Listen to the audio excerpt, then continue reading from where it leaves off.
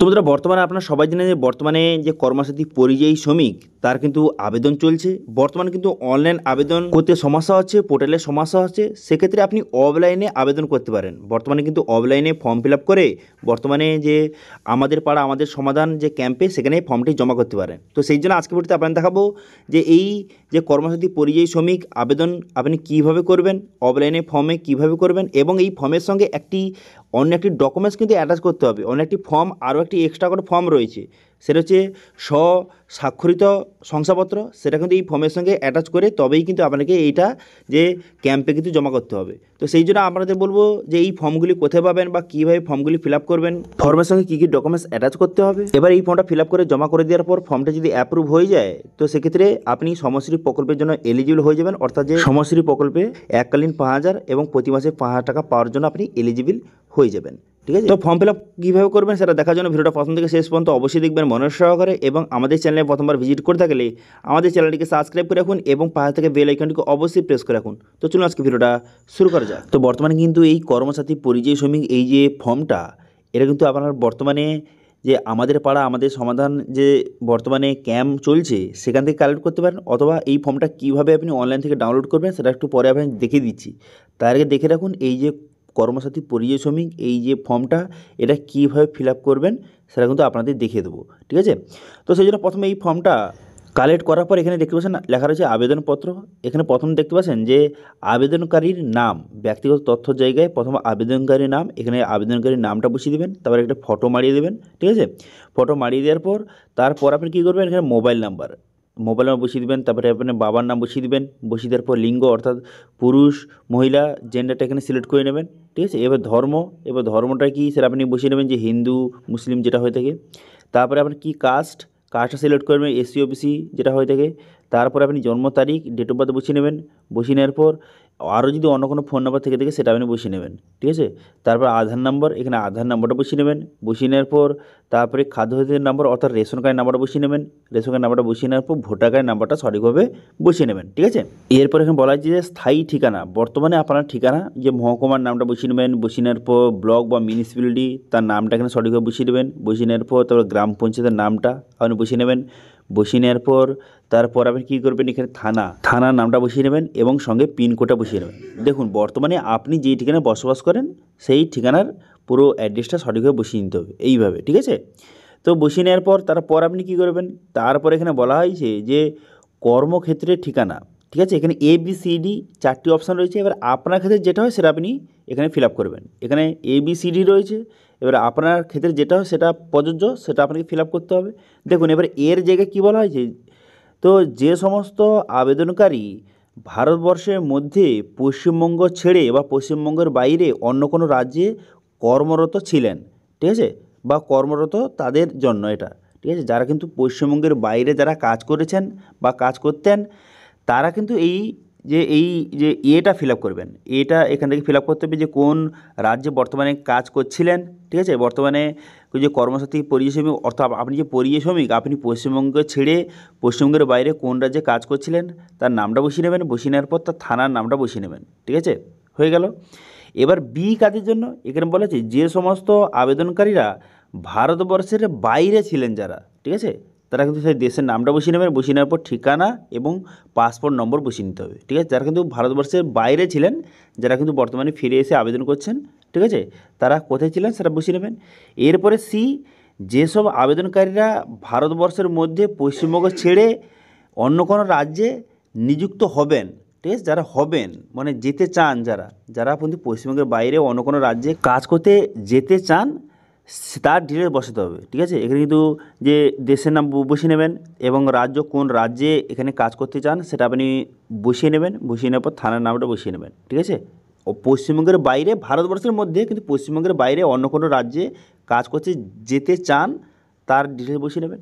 এবার ডি, যেসব আবেদনকারীরা ভারতবর্ষের বাইরে কাজ করতে যেতে চান তারা কিন্তু সেই দেশের নাম এবং ঠিকানা এবং কিন্তু বৈধ পাসপোর্ট নম্বর বসিয়ে নেবেন। ঠিক আছে, এবার আপনার ক্ষেত্রে ABCDর মধ্যে আপনার ক্ষেত্রে যেটা হয় সেটা আপনি ফিল আপ করবেন। ঠিক আছে, আপনি যে আবেদনকারী আপনার ক্ষেত্রে যেটা হয় সেটা আপনি সিলেক্ট করবেন।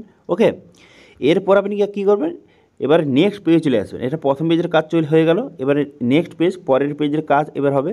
এবার বলা হয় যে কাজের ধরন, ঠিক আছে। এবার আপনি কি কাজ করেন সেটা কিন্তু আপনাকে এখানে সিলেক্ট করতে হবে। এখানে বিভিন্ন ধরনের কাজের নাম লেখা রয়েছে, ঠিক আছে। এবার আপনাকে যেটা হয় সেটা আপনি বসিয়ে নেবেন, অথবা যদি এর মধ্যে যদি কোনোটা না হয় সেক্ষেত্রে এখানে বিভিন্ন হয়ে একটি যে ফাঁকা জায়গা রয়েছে, এখানে কিন্তু আপনার কাজের নামটা কিন্তু আপনাকে লিখে নিতে হবে, ঠিক আছে। এখান থেকে লিখে নেবেন যে আপনি কী ধরনের কাজ করেন সেটা আপনি লিখে নেবেন, অথবা এখান থেকে লিস্টের মধ্যে আপনার যদি কাজের নাম থেকে থাকে সেটা আপনি ঠিক চিহ্ন মারবেন উপরে, ঠিক আছে। হয়ে গেল। এবার কাজের নামটা এখানে লিখে দেওয়ার পর এখানে বলা হয়েছে যে বাইরে যাওয়ার দিন, ঠিক আছে।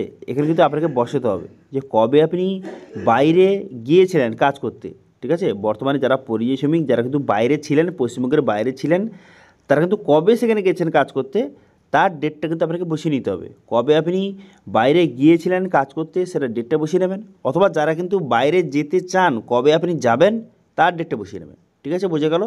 যারা কিন্তু বাইরে যেতে চান তারা কবে যেতে চান তার ডেটটা বসিয়ে নেবেন, অথবা যারা বাইরে ছিলেন তারা কবে গিয়েছিলেন সেখানে কাজ করতে তার ডেটটা আপনি বসিয়ে নেবেন, ঠিক আছে। বসিয়ে নেওয়ার পর তারপরে বলা হয়েছে যে পারিশ্রমিক কত পেতেন, যে প্রতিদিন যে পারিশ্রমিক কত পেতেন সেটা আপনাকে বসিয়ে নিতে হবে, অথবা যারা কিন্তু যেতে চান তারা কিন্তু পারিশ্রমিক কত পাবেন তার একটি আনুমানিক এখানে কিন্তু বসিয়ে নেবেন টাকাটা, ঠিক আছে। বোঝা গেল।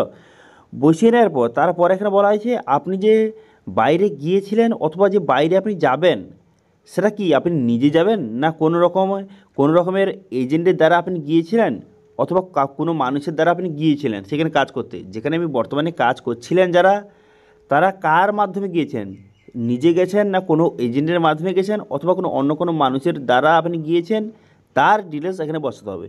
এখানে বলা হয়েছে যদি আপনি নিজে যান সেক্ষেত্রে এখানে যে আপনি নিজে গিয়েছেন সেটা কিন্তু স্বনিযুক্ত এর উপরে ঠিক চিহ্ন মারবেন। এবার যদি কোনো এজেন্ট অথবা কোনো মানুষের দ্বারা গিয়েছেন তার নাম বসিয়ে দেবেন, বসিয়ে নেওয়ার পর তার মোবাইল নাম্বার এবং তার ঠিকানা আপনাকে বসিয়ে দিতে হবে, ঠিক আছে। যদি আপনি কোনো রকমের এজেন্ট অথবা কোনো রকমের মানুষের দ্বারা আপনি গিয়েছেন সেখানে বা যাবেন তার ডিটেলস কিন্তু বসিয়ে নিতে হবে, ঠিক আছে। এরপর এখানে বলা হয়েছে যে নিয়োগকারীর নাম এখানে বসাতে হবে, অর্থাৎ আপনি যে কোম্পানিতে যাবেন বা আপনি যে কোম্পানিতে কাজ করেছিলেন, ঠিক আছে, সেই কোম্পানির নাম এখানে বসিয়ে দেবেন এবং সেই কোম্পানির বর্তমানে যে ফোন নাম্বার বসিয়ে নিতে হবে এবং সেই কোম্পানির বর্তমানে যে ঠিকানা সেটা আপনাকে বসিয়ে নিতে হবে, ঠিক আছে। বোঝা গেল ক্লিয়ার। সেই নাম, মোবাইল নাম্বার এবং ঠিকানা সঠিকভাবে বসিয়ে নেবেন যেই কোম্পানিতে আপনি কাজ করতেন, ঠিক আছে, কাজ করতে গিয়েছিলেন যে কোম্পানিতে, সেই কোম্পানির ডিটেলস আপনাকে বসিয়ে নিতে হবে, ঠিক আছে। অথবা যারা ভাবছেন যে আমি যাবো কাজ করতে সেখানে, যেই কোম্পানিতে আপনি যাবেন সেই কোম্পানির ডিটেলস আপনাকে বসিয়ে নিতে হবে, ঠিক আছে। এরপর আপনি কী করবেন, এরপর এখানে বলা হয় যে ব্যাংক সংক্রান্ত তথ্য আপনাকে বসাতে হবে, ঠিক আছে। এবার এখানে কী করবেন, এখানে কিন্তু আপনার ব্যাংকের ডিটেলস আপনাকে এখানে ফিল আপ কিন্তু করতে হবে।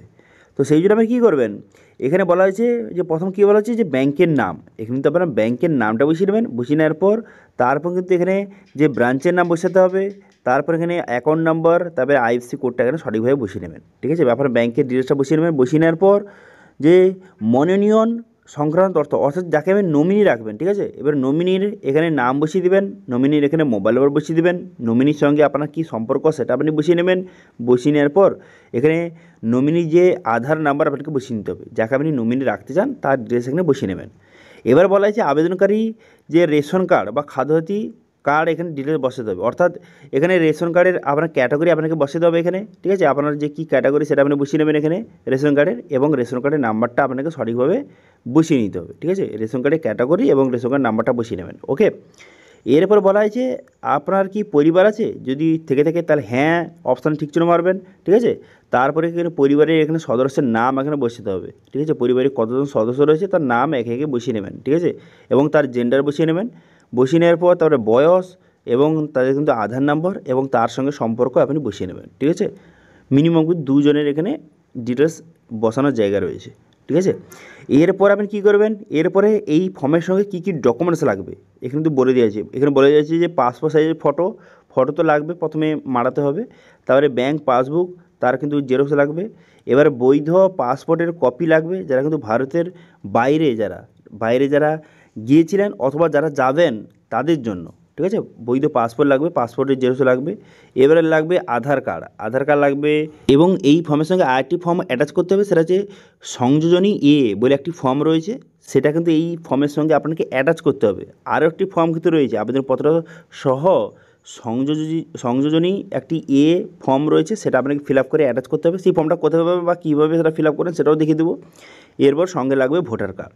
এই কটি ডকুমেন্টস কিন্তু লাগবে, ঠিক আছে। এই কটি ডকুমেন্টস কিন্তু এই ফর্মের সঙ্গে অ্যাটাচ করে আপনাকে বর্তমানে আমাদের পাড়া আমাদের সমাধান যে বর্তমানে ক্যাম্প চলছে সেখানে আপনি এই ফর্মটি জমা কিন্তু করতে পারেন, অথবা পরবর্তী সময়ে যখন দুয়ারে সরকার ক্যাম্প হবে তখনও এই ফর্মটা আপনি সেখানে জমা করতে পারেন, ঠিক আছে।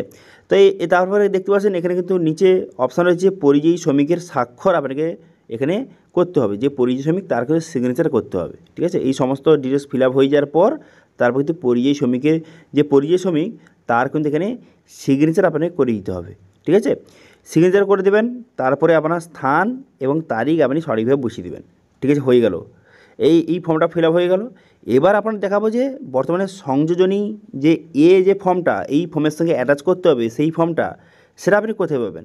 দেখুন সেই ফর্মটা দেখতে পাচ্ছেন, এই যে ফর্মটা যে স্বস্বাক্ষরিত শংসাপত্র, এই ফর্মটা এটা কিন্তু আপনাকে এই ফর্মের সঙ্গে অ্যাটাচ করতে হবে। এখানে আপনার নাম লিখে দেবেন, লিখে দেওয়ার পর আপনার পিতা বা স্বামীর নাম আপনি লিখে দেবেন এখানে। তারপর এখানে আধার নাম্বারটা বসিয়ে নেবেন, বসিয়ে নেওয়ার পর ভোটার কার্ডের নাম্বারটা বসিয়ে নেবেন, বসিয়ে নেওয়ার পর স্থায়ী ঠিকানা, এখানে পুরো অ্যাড্রেসটা আপনি সঠিকভাবে বসিয়ে নেবেন। বর্তমানে যেটা আপনার আধার কার্ড রয়েছে স্থায়ী ঠিকানা সেটা আপনি বসিয়ে নেবেন। বসিয়ে নেওয়ার পর এখানে বলা আছে এত তারিখ জানাচ্ছি যে আমি এত তারিখে, এখানে তারিখটা লিখে দেবেন। তারপরে এই পেশায় যেই কাজে সেই কাজে এই ভারতের মধ্যে এই জেলায় এই রাজ্যে এবং এই দেশে আমি যোগদান করছি বা করব, অর্থাৎ আপনি যেখানে আপনি কাজ করছিলেন সেটা আপনার লিখতে হবে আর কি, যে আমি এত তারিখে এই কাজে ভারতের এই রাজ্যে আমি যে কাজ করতে গিয়েছিলাম বা কাজ করছি বা কাজ করব যাব, তার ডিটেলস আপনাকে বসাতে হবে। সেগুলো আপনি লিখে তারপরে আপনি যে পরিযায়ী শ্রমিক তার সিগনেচার করে দেবেন।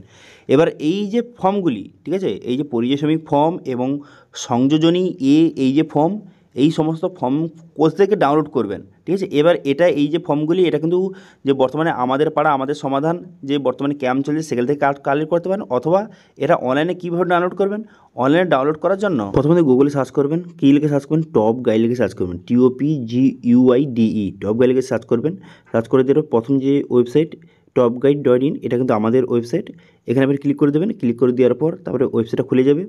এবার এখানে সার্চ করবেন, কী লিখে সার্চ করবেন, কর্ম লিখে সার্চ করবেন বা কর্মসাথী লিখে আপনি সার্চ করবেন, ঠিক আছে। লিখে সার্চ করে দেওয়ার সঙ্গে সঙ্গে তারপরে একটি আর্টিকেল কিন্তু খুলে যাবে। একটু নিচের দিকে আসবে, নিচের দিকে আসার পর এখানে দেখতে পাচ্ছেন লেখা রয়েছে যে কর্মসাথী পরিযায়ী শ্রমিক অনলাইন অ্যাপ্লাই। এই আর্টিকেলের উপরে আপনি ক্লিক করবেন। এখানে ক্লিক করে দেওয়ার পর তারপর কিন্তু এই আর্টিকেলটা খুলে যাবে, অথবা আপনাদের সুবিধার্থে এই পেজের ডাইরেক্ট লিঙ্ক কিন্তু ভিডিও ডেসক্রিপশনে প্রোভাইড করে দেবো, ঠিক আছে। এখানে বিস্তারিত বলে দিয়েছি যে কারা কারা আবেদন করতে পারবেন, কী কী ডকুমেন্টস লাগবে আবেদন করতে, যেগুলো আপনাদের আগে বললাম। এবার দেখতে পাচ্ছেন এখানে নিচে একটি অপশান রয়েছে যে কর্মসাথী পরিযায়ী শ্রমিক আবেদনপত্র। এখানে এই ক্লিকের অপশানে ক্লিক করবে, তারপরে এই যে ফর্মটা দেখতে পাচ্ছেন এই ফর্মটা আপনার সামনে কিন্তু শো হয়ে যাবে। এবার এই ফর্মটা আপনাকে ফিল আপ কিন্তু করে যে বর্তমানে আমাদের পাড়া আমাদের সমাধান যে ক্যাম্প চলছে সেখানে আপনি জমা করতে পারেন, ঠিক আছে, অথবা সেই ক্যাম্প থেকে আপনি ফর্মটা কালেক্ট করতে পারেন। ওকে, বোঝা গেল। এবার এই ফর্মটা সেখানে জমা করার পর যখন ফর্মটা অ্যাপ্রুভ হয়ে যাবে তখন কিন্তু আপনি যে সমশ্রী যে প্রকল্পের আপনি এলিজিবল কিন্তু হয়ে যাবেন, ঠিক আছে। সমশ্রী প্রকল্পের জন্য এলিজিবল কিন্তু হয়ে যাবেন, ওকে। এবং প্রতি মাসে আপনি 5,000 টাকা করে পেতে পারেন, ঠিক আছে, যদি আপনি এলিজিবল হয়ে যান। এবার এটা দেখে দিলাম কীভাবে আবেদন করবেন, এবং এর পরে ভিডিওতে আপনি দেখে দেবো যে এটা আবেদনের পর এই স্ট্যাটাস আপনি কীভাবে চেক করবেন। তারপর স্ট্যাটাস যখন অ্যাপ্রুভ হয়ে যাবে, যখন আপনার ফর্মটা অ্যাপ্রুভ হয়ে যাবে, তারপরে আপনাকে কী করতে হবে, কী করলে তবেই আপনি যে সমশ্রী প্রকল্পের আপনি 5,000 টাকা করে আপনি পেতে পারবেন, ঠিক আছে, সেটা নিয়ে আলোচনা করব।